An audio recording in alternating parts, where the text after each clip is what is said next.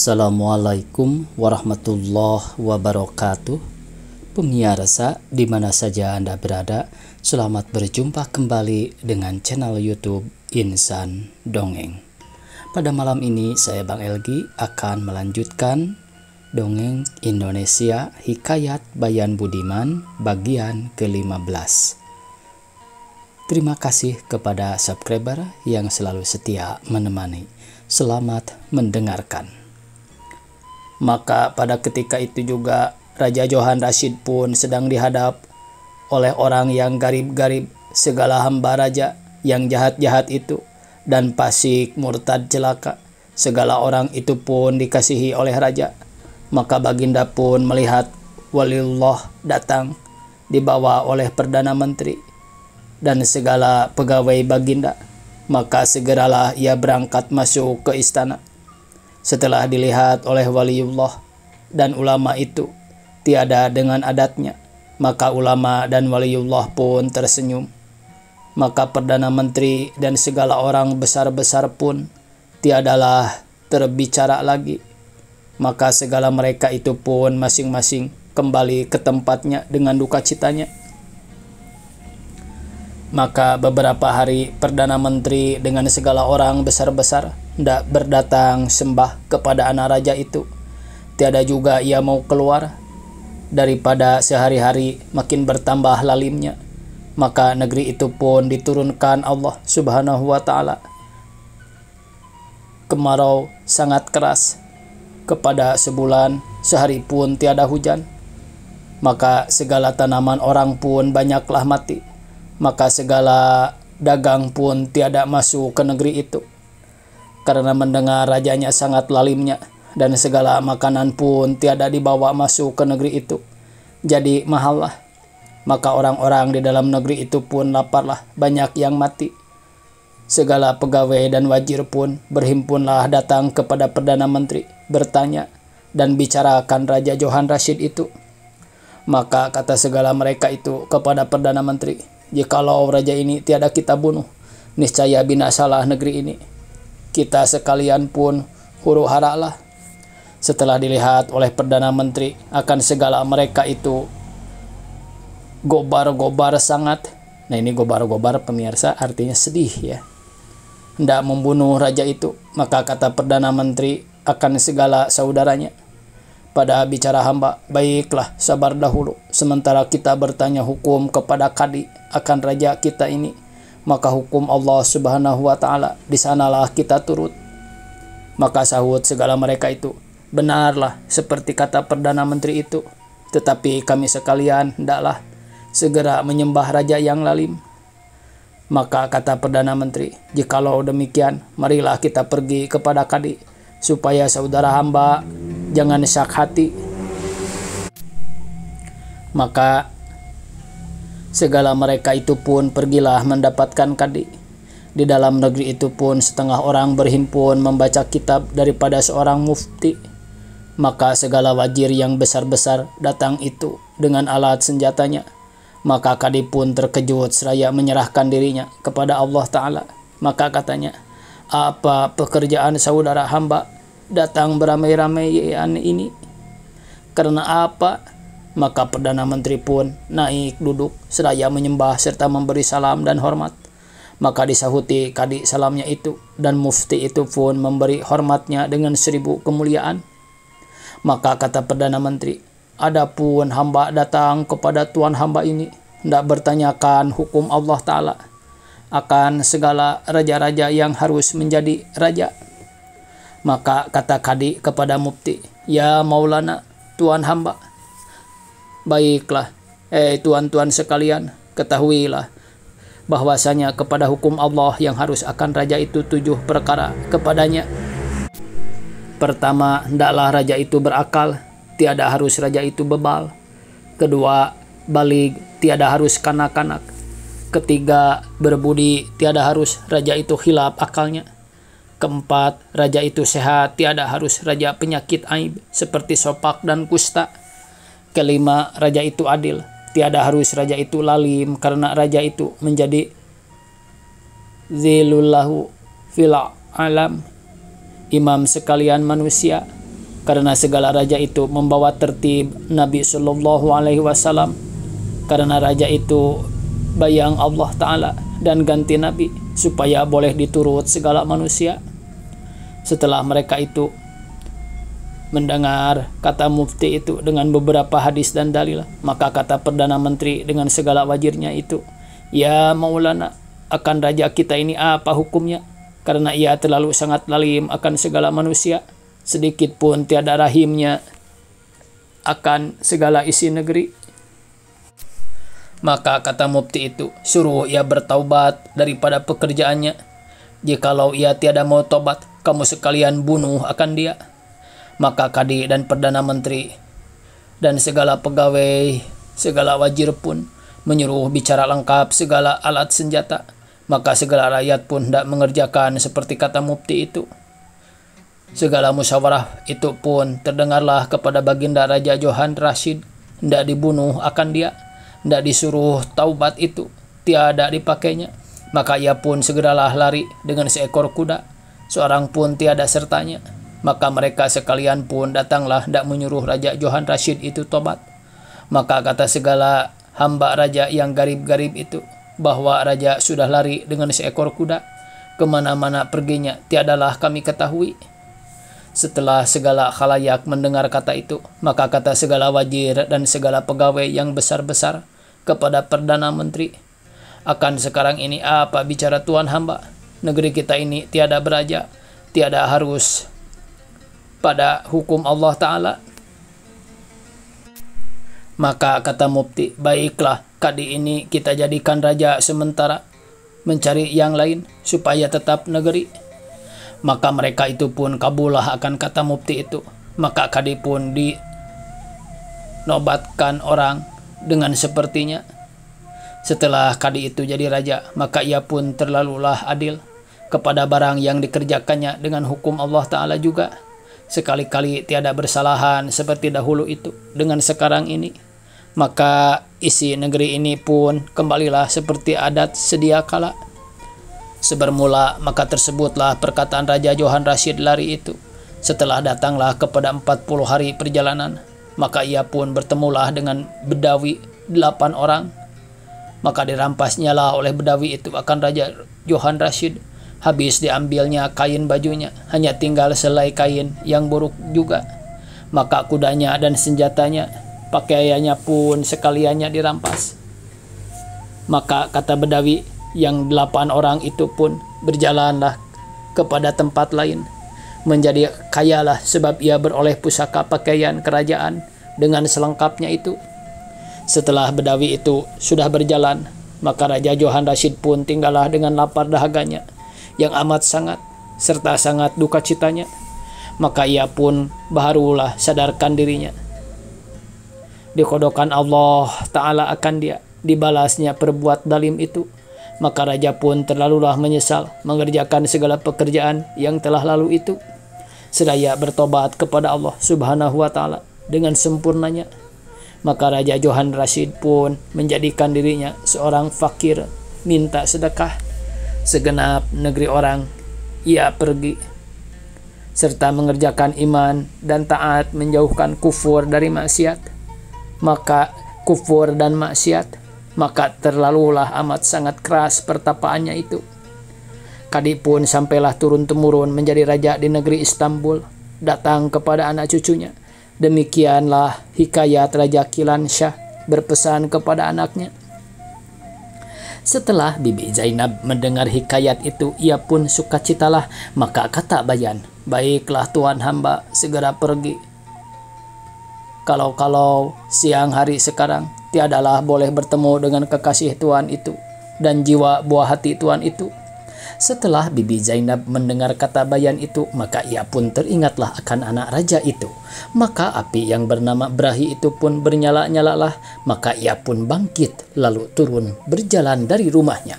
Maka Bilal pun ebanglah. Imam pun turunlah. Maka Bibi Zainab pun kembalilah naik tidur dengan Brahinya itu. Setelah hari pun malam, maka segera mereka pun tidur. Maka Bibi Zainab pun memakai dengan pakaian yang indah-indah, serta memakai bau-bauan yang amat harum baunya. Lalu ia pergi mendapatkan Bayan.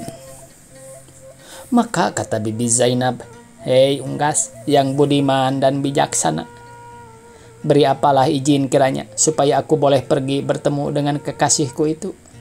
Karena mahbub masyhuk itu telah tersuratlah di dalam dada wujudku, dan pernah Nurul Asyik itu telah tersurat di dalam cinta berahiku." Maka ia pun menangislah pura-pura dengan menampar-nampar dadanya karena sangat berahinya itu tiada tertahan olehnya. Maka Bibi Zainab itu pun berkatalah, "Betapakah gerangan aku hendak bertemu dengan dia, hei unggas yang bangsawan?"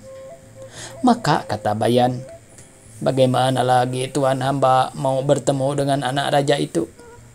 Maka ujar Bibi Zainab, "Sia-sialah hamba memberi makan dan memeliharakan tuan hamba. Adapun sebab karena sedikit ini tiada Bayan terbicarakan. Baiklah, tuan hamba pergi, karena anak raja itu ada ternanti-nanti akan tuan hamba. Jikalau datang suami tuan, niscaya tuan hamba di dalam ketakutan akan suami tuan hamba itu. Jadi putuslah asa anak raja itu. Tetapi ingat-ingat tuan hamba, janganlah seperti Raja Harmansyah diperdayakan oleh Putri Sapiah." Maka kata Bibi Zainab, "Betapakah hikayat Raja Harmansyah dengan Putri Sapiah itu, hei unggas yang budiman? Tuan hamba hikayatkan apalah kepada hamba, supaya sedap hati hamba mendengarkan dia." "Jangan demikian, pergilah tuan hamba dahulu mendapatkan kekasih tuan hamba itu.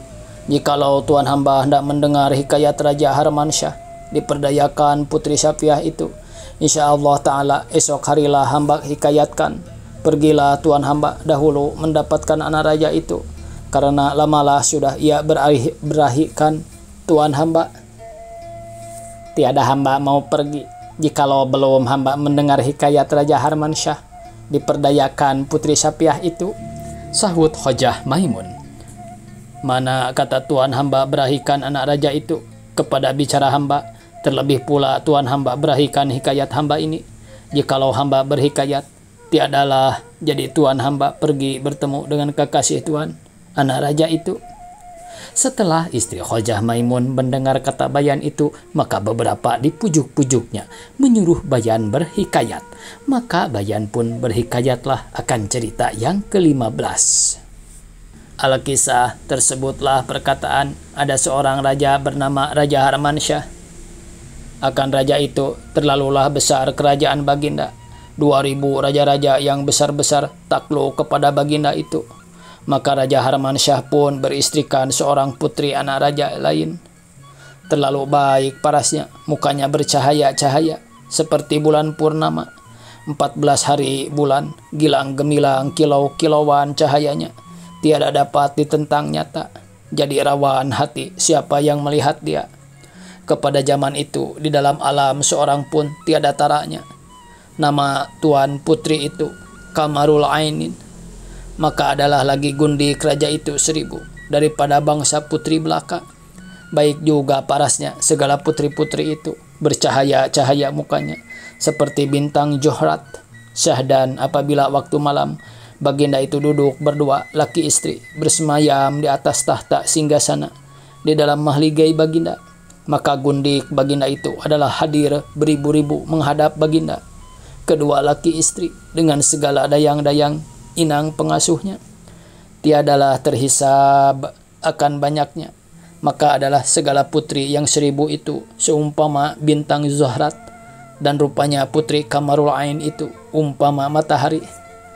Bahwa pada ketika itu Raja Harmansyah pun terlalulah kasih akan istrinya, seperti menatang minyak yang penuh.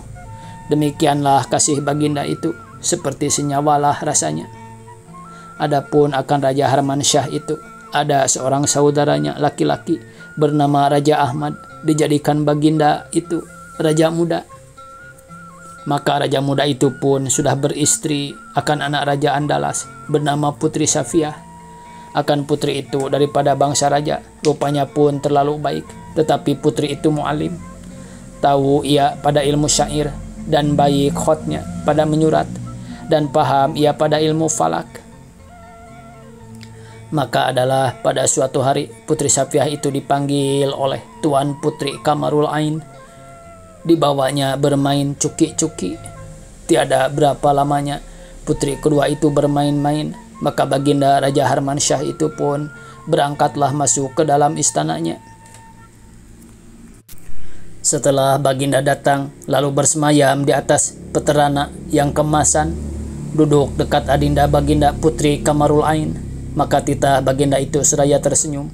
Lamakah sudah tuan bermain-main dengan kakanda ini? Maka kata tuan putri kedua itu, baharulah juga kakanda. Adinda bermain, belum lagi tentu Allah menang, sepapan juga. Maka titah Raja Harmansyah, bermainlah tuan, biar kakanda ajarkan supaya menang. Maka tuan putri pun tersenyum seraya main. Setelah tuan putri Safiah melihat rupa Raja Harmansyah itu dengan nyata, maka ia pun berahikan akan Raja Harmansyah alam itu. Sehingga 8 tahun lamanya ia duduk di dalam negeri itu. Tiada pernah nyata ia melihat rupa baginda itu, sekadar dilihatnya dari jauh sahaja. Adapun Putri Safiah berahikan Raja Harman itu 3 perkara. Pertama-tama ia berahikan elok parasnya, kedua akan kebesarannya, ketiga akan sifat baginda itu. Maka hati Tuan Putri Safiah pun tiadalah terbicara lagi, dan matanya pun tiada lepas daripada memandang baginda itu. Sungguh pun ia memareh-mareh itu, baik diturutnya tiada jalannya salah. Maka ia pun lalu menyembah kepada raja dan tuan putri, seraya tersenyum memandang raja. Lalu tuan putri Safiah pun berjalan kembali dengan berahinya. Setelah Raja Harmansyah melihat hal Putri Safiah itu salah lakunya akan dia, maka baginda pun terlalu heran, karena pada rasanya baginda itu seperti saudaranya, karena ia sudah jadi istri adinda, baginda raja muda. Maka baginda pun minta doa kepada Allah Subhanahu wa Ta'ala supaya lepas daripada fitnah perempuan durhaka itu. Setelah Tuan Putri Safiah datang ke Mahligai, maka ia pun tidur di atas getah peranginannya dengan berahinya. Akan Putri Safiah itu berubahlah kasihnya, dan lakunya pun sangat bersalahan daripada dahulu akan suaminya. Setelah datang kepada 10 hari lamanya Tuan Putri Safiah itu berahikan Raja Harmansyah, maka Tuan Putri pun kuruslah dan mukanya pun pucat. Maka tiada sedap, minum tiada boleh, tidur pun tiada lelap. Demikianlah yang tersurat di dalam hatinya itu. Kepada Raja Harman itulah juga yang teringat dan tercita-cita. Maka ia pun mencari helah dengan daya upayanya akan hendak bertemu dengan Raja Harman itu juga. Setelah dilihat oleh Raja Muda akan hal istrinya demikian itu, maka katanya pada istrinya, seraya dipeluk dan diciumnya, "Ya buah hati, cahaya mata hati kakanda yang kedua, mengapakah juga adinda pucat kurus ini, serta lain laku tuan, bersalahan daripada sedia kala itu? Apa sakitnya tuan hamba ini? Hendaklah adinda katakan kepada kakanda, supaya boleh kakanda suruh obati kepada tabib yang besar-besar." Maka Tuan Putri Safiah pun terlalulah bencinya mendengarkan suara suaminya daripada tiada berdaya lagi.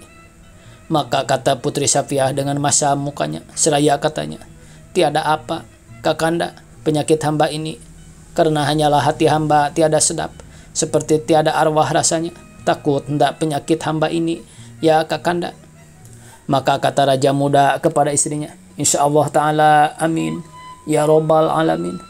Maka barang dilanjutkan, Allah Ta'ala juga umur adinda itu, kalau rindu gerangan akan ayahanda bunda adinda, marilah kita bermohon kepada Rakanda Raja Harman, 2 laki istri, supaya kakanda bawa adinda ke negeri adinda. Lepas itu kita berbalik pula. Maka kata hati Putri Safiah pun berdebar-debar, dan ruh semangatnya pun hilanglah rasanya, seraya berpikir di dalam hatinya, "Jikalau aku dibawanya ke negeri Andalas, tiadalah boleh aku bertemu dengan yang aku berahikan itu. Setelah Putri Safiah itu berpikir demikian, maka katanya kepada suaminya, "Daripada hamba kakanda bawa kembali ke negeri Andalas itu, baiklah hamba mati di sini. Janganlah Tuan bawa kembali ke negeri Andalas itu."